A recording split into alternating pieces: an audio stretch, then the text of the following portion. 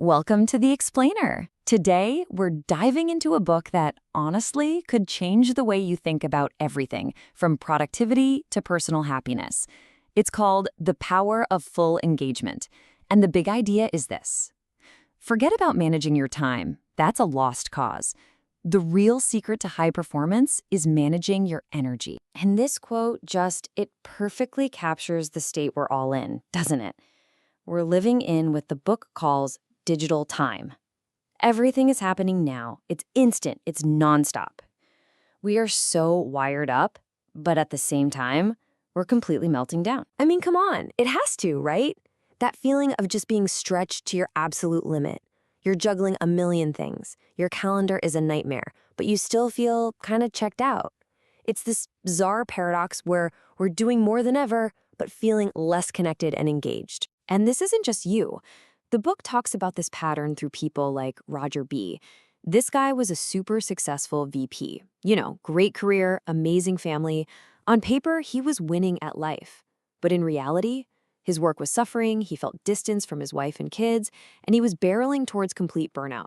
He felt like a victim of his own successful life. And this is where the book just drops this game-changing idea on us. We've all been completely obsessed with the wrong thing. Time management, it's a dead end. Time is finite. We all get 24 hours in a day. That's it. But energy, well, the quality and the quantity of our energy is something we can actually expand. We can renew it. So this means we need to completely flip the script. The old way of thinking tells you to manage your time, cram more in, and for God's sake, avoid stress.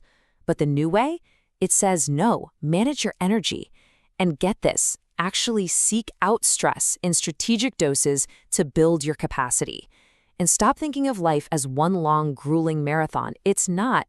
It's a series of sprints. Okay, so if we're going to manage energy, we first have to know, where does it even come from? The book gives us this fantastic framework. They call it the performance pyramid, and it breaks down the 4 main sources of energy we can all learn to tap into. And the way this is structured is just brilliant. It all starts at the bottom with your physical energy. That's your raw fuel: sleep, food, fitness. That physical base supports your emotional energy, which is all about the quality of your feelings. Can you summon patience, optimism, joy? That then fuels your mental energy, your ability to focus, to concentrate.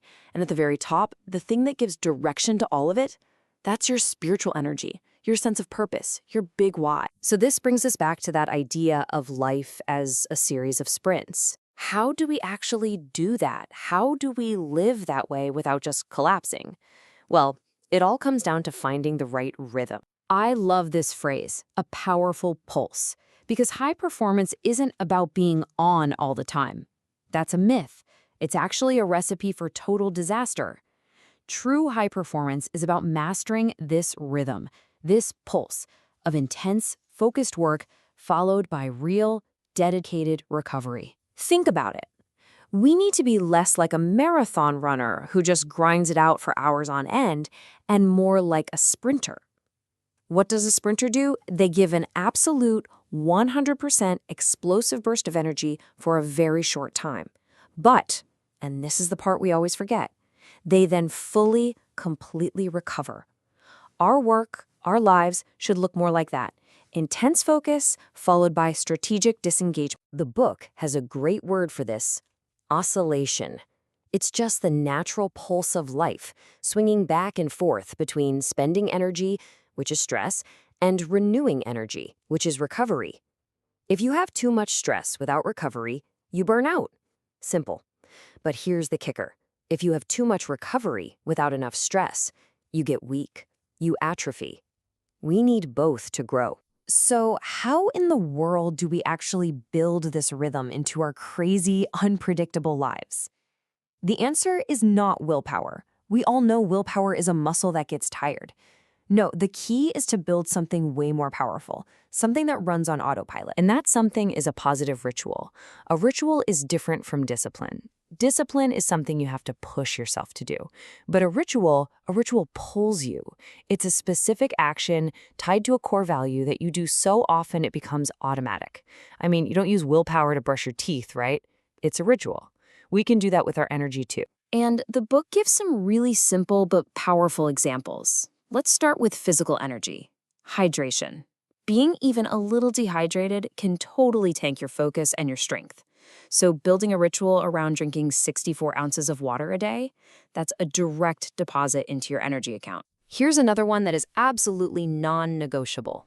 Sleep. Look, the science on this is settled. Most of us need 7 to 8 hours a night. This isn't about being lazy. It's our single most important recovery ritual for our body, our emotions, and our mind. And what about during the workday? This is huge. You need to honor your ultradian rhythms. Basically, our brains can only really focus for about 90 minutes at a time. So a critical ritual is to work in a 90-minute sprint and then take a real break, not just switching to check email. Get up, walk around, disengage. It's how you stay sharp all day. But here's the thing. You can build all these little rituals, but they won't stick. Not for long, anyway, unless they are connected to something much, much deeper. You can have all the energy in the world, but if you don't know where you're aiming it, it's just wasted. And this brings us back to the very top of that pyramid, your purpose. So, to bring this all home and make it a real, lasting part of your life, the authors lay out a super clear 3-step process. Step 1, define your purpose. You have to get clear on what really, truly matters to you. What are your core values? Step 2, face the truth. You got to take a hard, honest look at how you're actually living and spending your energy. And then, step 3, take action. This is where you build those positive rituals to close the gap between your purpose and your current reality. That's it. That's the roadmap. This quote from Nietzsche, which was famously used by Viktor Frankl in his incredible book Man's Search for Meaning, really says it all. Your purpose, your why, is the ultimate fuel. It's the thing that gives you the strength to build the rituals and stick with the how, especially when things get tough. So we want to leave you with this really powerful question that the book poses. As you go about your day, thinking about your energy, not just your time, ask yourself this: is the life I am living worth what I am giving up to have it? And your honest answer to that question, well, that could be the start of your own journey to becoming fully engaged. Thanks for joining us on The Explainer.